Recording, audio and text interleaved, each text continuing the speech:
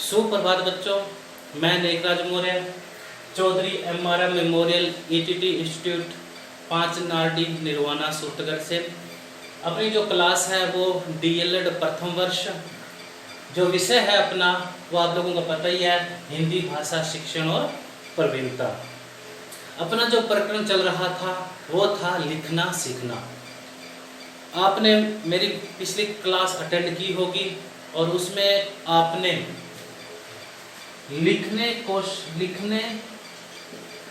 के कौशल का सैद्धांतिक पक्ष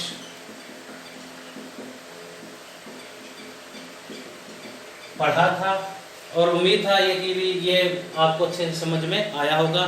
तो इसके बारे में हमने पिछले क्लास के अंदर अच्छे से चर्चा कर ली थी और मैंने ये बताया था आपको कि नेक्स्ट क्लास के अंदर, अगले आने वाले आगामी क्लास के अंदर हम लेखन के महत्व के बारे में अच्छे से पढ़ेंगे।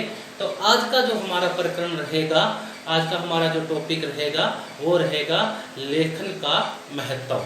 ठीक है, लेखन का महत्व। तो आज की अपनी क्लास स्टार्ट करते हैं लेखन के महत्व से। ठीक है, देखिए जो लिखित रचना का हमारे जीवन में अनेक दृष्टियों से महत्व है। लिखित रचना का, किसका? लिखित रचना का हमारे जीवन में अनेक दृष्टियों से महत्व है। हमारे जो साहित्यिक हैं, सांस्कृतिक हैं, व्यवहारिक हैं या अंतर्राष्ट्रीय जो क्रियाकलाप है का निर्वाह है वो लिखित माध्यम से ही होता है। किसका? सांस्कृतिक,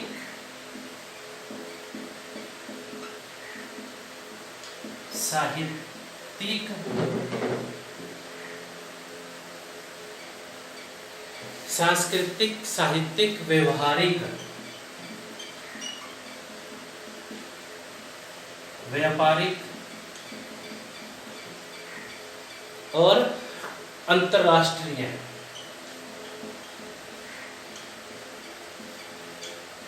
ये जो क्रियाकलाप हैं, इनके क्रियाकलाप हैं, ठीक है, इनका जो निर्वाह है वो लिखित भाषा में ही होता है।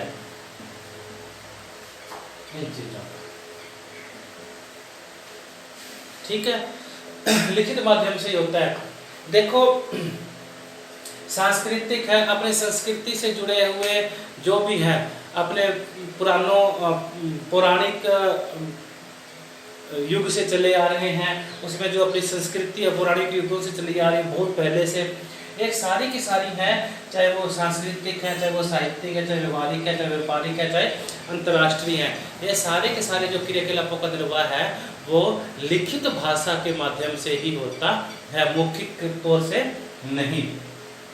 ठीक है, राष्ट्र जो अपने राष्ट्र है, राष्ट्र के जो समस्त संसदीय है, शासकीय है, न्यायिक हैं, चाहे वो सैनिक हैं, आदि कार्यों का संवहन आदि कार्य हैं, उनका जो लिखित आदेशों और संदेशों से ही होता है। क्या क्या? संसदीय, संसद के जो क्षेत्र कार्य होते हैं वो सारे के सारे, शासकीय शासन के जो सारे के सारे शासनीय, ठीक है, न्यायिक, संसदीय, शासनीय, न्यायिक, सैनिक, ये जो कार्य होते हैं, इनके जो कार्य होते हैं वो क्या है? लिखित होते हैं, चाहे वो आदेश हो चाहे कोई संदेश हो। इनका जो कार्य होता है ये सारा का सारा जो लिखित में होता है, चाहे वो आदेश हो चाहे वो संदेश हो। ये सारे के सारे जो अपने देखें, ये सारा का सारा क्या है? लिखित व्यक्ति पर ही निर्भर करता है। और ये आप लोगों को अच्छे से पता है कि भी किसी भी बात को लिखित रूप में ही प्रमाणित माना जाता है। किसको? लिखित रूप में। लिखित रूप में यदि प्रमाण की बात करें तो प्रमाणिक तो तभी मानते हैं जब वो बात कहीं पे लिखी हुई होती है। अपने आम व्यवहार में भी देख लें कि भी उसने उससे पैसे लिए और वो उससे मुकर जाए तो उसमें कोई सबूत नहीं है। यदि वही चीज अपने स्टाम्प पे लिखा हुआ होगा तो वो प्रमाणिकता है। तो कोई भी चीज हो, कोई भी कार्य हो, उसको प्रमाणिकता तभी माना जाता है जब वो लिखित रूप में अपने पास में होती है। ठीक है, ये तो समझ में आ गया। तो अपने इसको फिर देख लें, सांस्कृतिक, साहित्यिक, व्यवहारिक, व्यापारिक, अंतर्राष्ट्रीय, ये जितने भी क्रियाकलाप होते हैं, ये सारे के सारे क्रियाकलाप हैं वो लिखित भाषा के माध्यम से ही होता है।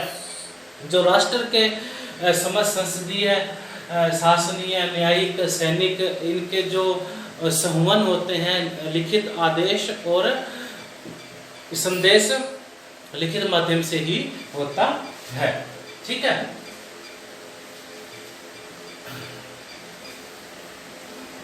अब अपने आ जाते हैं विद्यालयी स्तर पर, जो विद्यालय का स्तर होता है उस पे।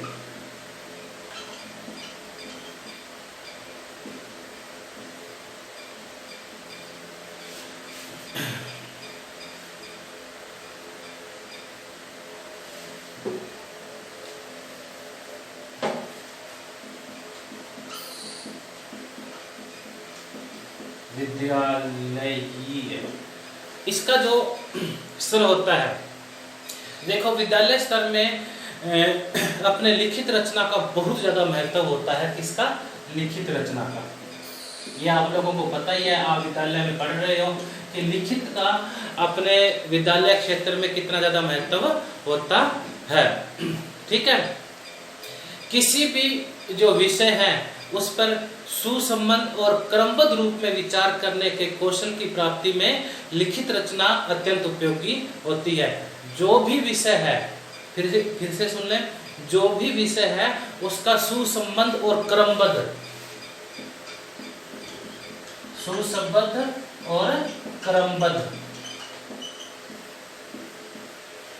सुसंबद्ध और क्रमबद्ध रूप से विचार प्रकट करने के कौशल, रूप से विचार प्रकट करने की कौशल, करने की कौशल में जो लिखित शिक्षण होता है वो अत्यंत उपयोगी होता है। क्या चाहिए? अत्यंत उपयोगी होता है। चाहे वो विषय कोई भी हो, उसमें क्या है, सुसंबद्ध और क्रमबद्ध रूप में उनका जो विचार प्रकट करने की कौशल की प्राप्ति होती है, उसमें लिखित रचना का अत्यंत उपयोग होता है। अब रचना का क्या आशय है? रचना का यह आशय है सार्थक होना चाहिए। क्या होना चाहिए? सार्थक, सुसंबद्ध होना चाहिए। क्या होना चाहिए? सुसंबद्ध में सो उद्देश्य होना चाहिए। सो उद्देश्य यानी स उद्देश्य, उद्देश्य के सहित होना चाहिए और कलात्मक अभिव्यक्ति होनी चाहिए, और कलात्मक अभिव्यक्ति होनी चाहिए। ये होती है रचना।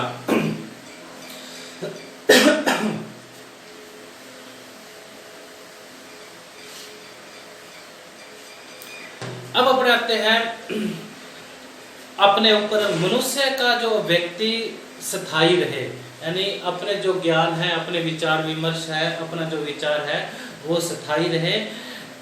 तो अपने किस पे ज़्यादा डिपेंड करेंगे, मौखिक पे या लिखित पे? उसको स्थायी रखने के लिए नॉर्मल सी बात है, जो मौखिक व्यक्ति होती है, मौखिक होती है, वो अपने भूल जाएंगे कभी ना कहीं। तो मनुष्य के व्यक्ति स्थायी रहे, इसके लिए यानी जब चाहे तब उसको वापस ग्रहण कर सके, तो इसके लिए सबसे ज़्यादा इम्पोर्टेंट होती है, वो होती है लिखित अभिव्यक्ति। लिखित अभिव्यक्ति।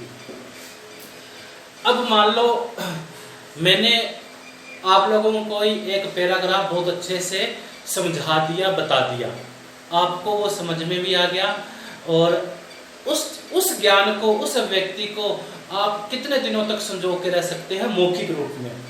1 महीना, 2 महीना, 3 महीना, साल, 1.5 साल, 2 साल, 5 साल, बस, इससे ज़्यादा नहीं। कहीं ना कहीं आप उसको धीरे धीरे भूलने लग जाओगे। यदि उसी चीज को आप लिखित तौर पर लिख के अपने पास रख लेते हो और जब चाहे वो 10 साल हो, चाहे 15 साल हो, चाहे 20 साल हो, उसको आप एक बार पढ़ोगे तो वो व्यक्ति आपकी स्थिर रहेगी। वैसे ही अपने रामायण, गीता, महाभारत बहुत पुराने समय के अपने महाग्रंथ हैं और वो ग्रंथ आज तक अपने पढ़ रहे हैं और उसके बारे में जान रहे हैं। और यही महाभारत, रामायण, गीता अपने मौखिक रूप से रहता तो आज इसका मात्र 1% ही अपने को पता होता। और आज ये अपने चाहे संस्कृति हो, चाहे वो साहित्य हो, आज अपने वो सक्षम कैसे है, वो सुरक्षित कैसे है? क्यों? क्योंकि वो लिखित है, अपने पास लिखित रूप से मौजूद है और हम जब मन चाहते हैं तब उसको अच्छे से पढ़ लेते हैं और वो वापस अपने के अंदर समा जाती है। तो ये है कि किसी भी व्यक्ति को अपने रूप में सुरक्षित रखने के लिए उसका लिखित व्यक्ति होना अति आवश्यक होता है। ठीक है, इसको आप अच्छे से देख लें कि मनुष्य की व्यक्ति स्थायी रहे, अन्य व्यक्ति यदि दूसरा कोई व्यक्ति जब भी चाहे उस व्यक्ति को जान सके, इसके लिए लिखित अभिव्यक्ति की होना अति आवश्यक है। देख लें,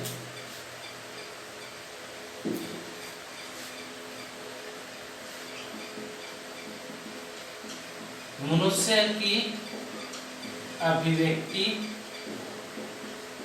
स्थायी रहे।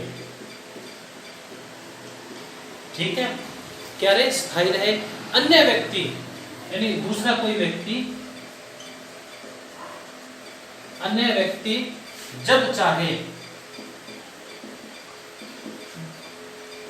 ध्यान से इसको पढ़ लेना कि अन्य व्यक्ति जब चाहे उस व्यक्ति को जान सके, उस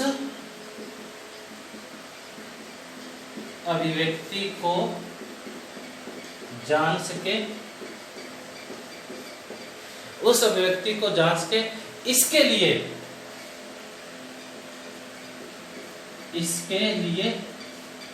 लिखित अभिव्यक्ति आवश्यक है। लिखित अभिव्यक्ति आवश्यक है। अब लिखित अभिव्यक्ति क्यों आवश्यक है? इन 3 लाइन में इसका उत्तर है कि मनुष्य की अभिव्यक्ति स्थायी रहे, अन्य व्यक्ति जब चाहे उस व्यक्ति को जान सके, इसके लिए लिखित अभिव्यक्ति आवश्यक होती है। अब इसका उदाहरण मैंने आपको दे दिया था। गीता, महाभारत जितने भी अपने ग्रंथ हैं, अपनी बुक दी, ठीक है, अपनी किताब भी दी, ये सारी की सारी लिखित अभिव्यक्ति के लिए बहुत ज्यादा आवश्यक होती है। ये तो हो गया लिखित अभिव्यक्ति। अब अपने मौखिक व्यक्ति की बात करें कि मौखिक व्यक्ति तो एक बार मुखरित होने के बाद में, क्या होने के बाद में? मुखरित। एक बार मुखरित होने के बाद में वो विलीन हो जाती है। अब मैं हूँ, चाहे कोई भी आदमी है, वो कोई भी चीज आप बता रहा है तो जो सामने वाला श्रोता है, सुनने वाला, ग्रहण करने वाला होता है, वो उसमें से 100 में से 100% तो ग्रहण कर ही नहीं सकता। उसमें से यूँ मान लो कोई ज़्यादा ब्रिलियंट है तो वो 95%, 90%, और धीरे धीरे उसको वो भूलता जाता है। ठीक है, तो ये जो मुखरित है, मुखी व्यक्ति है, वो अंतरिक्ष में क्या हो जाती है? विलीन हो जाती है। श्रोता यदि उसको पुनः जानना चाहे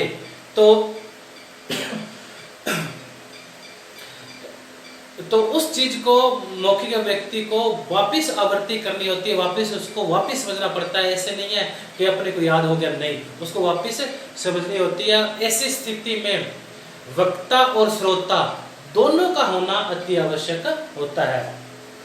मान लो कोई चीज है, आप मुख्य व्यक्ति के माध्यम से आपने सुना और 10 दिन बाद में उसको आप भूल गए, अब उसको आपको वापस सुनना है, तो इसके लिए क्या हो पड़ेगा कि जिसने भी वो चीजें आपको बताई है उसका और आपका होना, दोनों का होना अति आवश्यक होता है, किंतु लिखित व्यक्ति में ऐसा नहीं होता।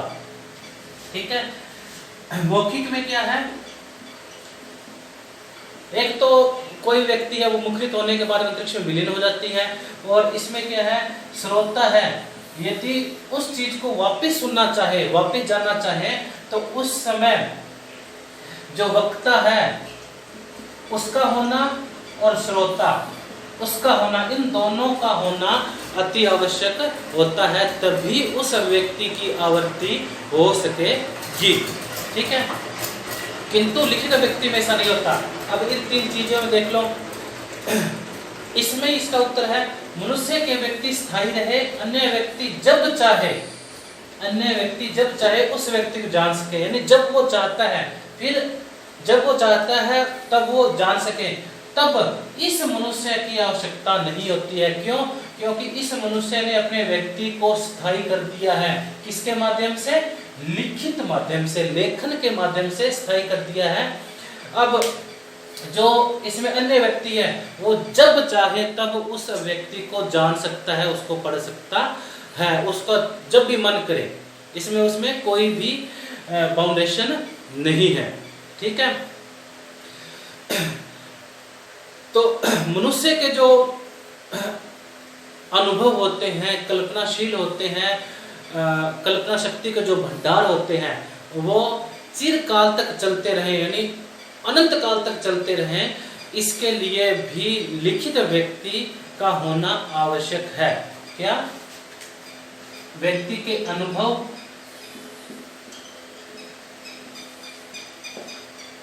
उसके क्रियाकलाप, अनुभव, क्रियाकलाप, कल्पना शक्ति,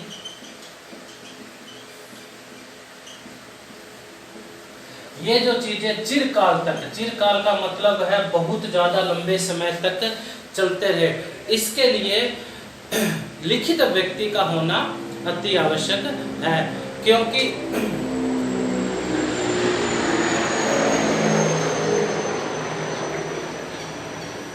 क्योंकि उसके बाद में अब व्यक्ति कभी भी हो, किसी भी समय हो, इसके लिए उस व्यक्ति का होना जरूरत नहीं है, क्योंकि उसका जो ज्ञान है, उसका जो अनुभव है, क्रियाकलाप है, कल्पना शक्ति, मतलब कि ज्ञान है, वो किसी न किसी जगह पे सुरक्षित होता है।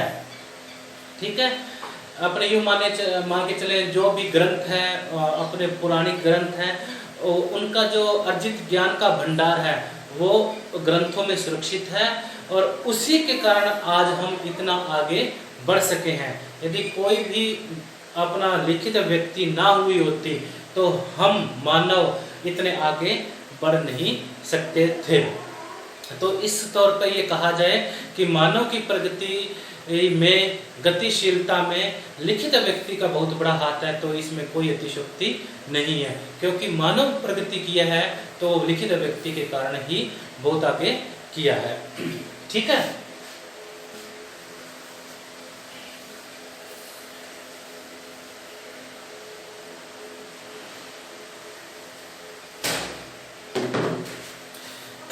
लिखित व्यक्ति में 4 महत्वपूर्ण बिंदु हैं।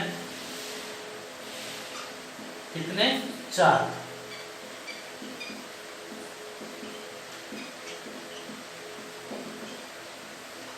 चार महत्वपूर्ण बिंदु हैं। पहला है, आप लोगों को पता ही होगा, सुस्पष्टता। दूसरा है शुद्धता।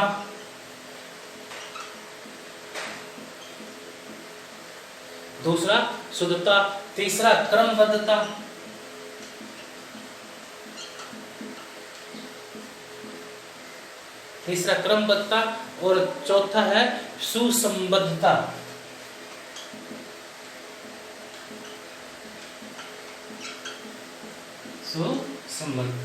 ये जो 4 महत्वपूर्ण बिंदु होते हैं लिखित व्यक्ति के। ठीक है, तो लेखन का ये महत्व रहा। उम्मीद है आप लोगों को अच्छे से समझ में आया होगा। तो आज के लिए बच्चों इतना ही। आगे आने वाली क्लास के अंदर हम लिखित अभिव्यक्ति के उद्देश्य, विशेषताएं, क्या क्या उद्देश्य करेंगे, लिखित अभिव्यक्ति के उद्देश्य और अच्छे लिखित कार्य की विशेषताएं, अच्छे लिखित कार्य की विशेषताएं करेंगे। ठीक है, तब के लिए धन्यवाद।